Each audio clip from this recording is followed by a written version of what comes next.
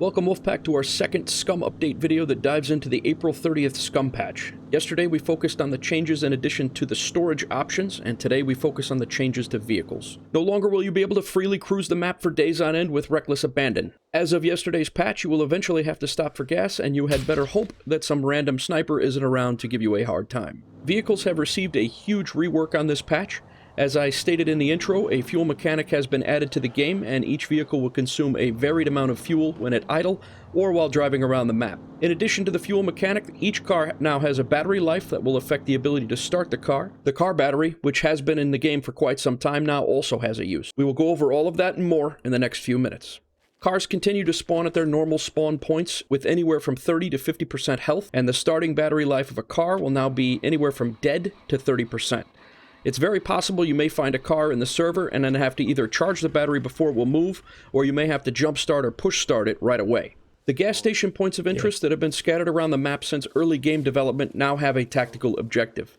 They are no longer just places to loot, and quite frankly, if you're equipped enough, if you hang out near one long enough, your loot may come to you.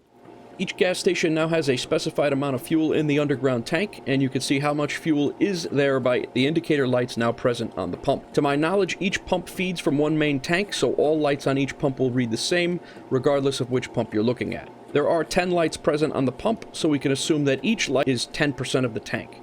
The fuel replenishes in a time interval, but it is by no means quick. There are two ways we can add fuel to our vehicles. We can drive it near a gas pump, look at the vehicle, and press and hold F to interact with the vehicle.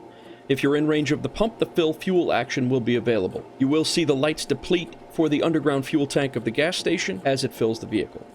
The other option is with the new gasoline canisters added to the game. Gas canisters have a capacity of 20, and using this pickup truck as the example, it will take 4 full canisters and a 5th partial canister to completely fill the pickup truck with gasoline. The canister must be held in your hands, and then press and hold the F button while looking at the truck, and then click Fill Fuel. Gasoline canisters can be filled at the gas pumps by interacting with the fuel pump itself. A quick tip, the hiking backpack is the only backpack that has sufficient capacity to hold the gasoline canister in our inventory. There is not enough room in the assault backpack even if it is empty. There is, however, plenty of room in your vehicle to carry spare fuel in your truck inventory. Draining fuel is also another option. You can steal players' fuel by using gasoline canisters as long as their vehicle is unlocked. If the vehicle has been locked, then you'll have to first pick the lock to open up the drain fuel interaction and then take their fuel.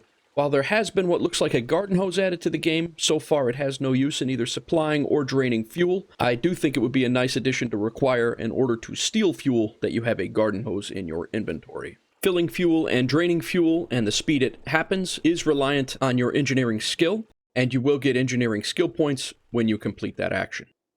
How long the fuel lasts depends on which type of vehicle you are driving. Again, using the pickup as the example, I was able to drive from the gas station just north of C3 Town, following this exact route down to the bottom of B4, and I only used half of the tank.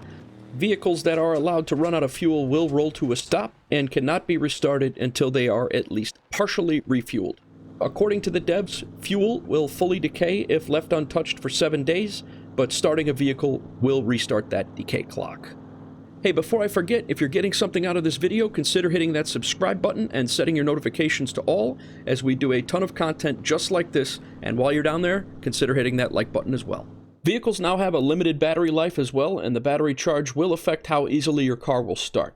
If you leave your radio and lights on with the engine off, your battery will drain. Honking the horn also affects your battery. If your battery condition is below 20%, starting your vehicle will take longer than if the battery was in better condition. Your driving skill also has an influence on how efficiently your vehicle will start, and just like with a real car, the battery will charge as you drive the vehicle. We have 3 options for getting a vehicle with a dead battery started. If you are on a hill, you can press the W button, which is our normal ignition button, and the vehicle will roll down the hill. As long as you hold the W button, the vehicle will start on the roll. If you are on a flat surface and have a second player nearby, that player can interact with your vehicle while you sit in the driver's seat and hold the W button. A push start interaction will appear, causing you to roll.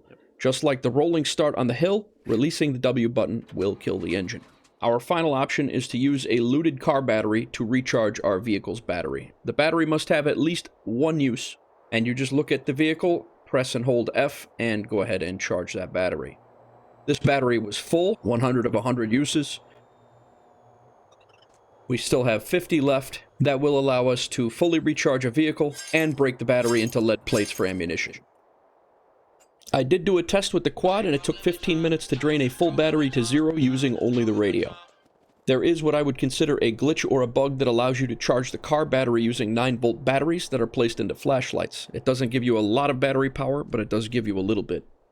It should also be noted that the jumper or the battery cables that have been in the game for quite some time currently have no use while charging vehicles. Doesn't matter if you have them in your inventory or in the area or not. I do want to drop a quick thank you to my brother Smelly Inferno for helping out with today's video. If you got something out of today's video, please leave a thumbs up, and if you're new to the channel, please hit that subscribe button and set your notifications to all to join the Wolfpack Gaming community. If you also enjoy real-time strategy and simulation content, consider subscribing to my second gaming channel showing up right now. You can continue through this playlist by clicking the changes to the stealth characteristics card showing up on your left, or check out our SCUM tutorials playlist showing up on your right. If you've caught up with all that content, I have also linked several playlists in the pinned comments or description down below. Click any one of those links, and we will see you over there.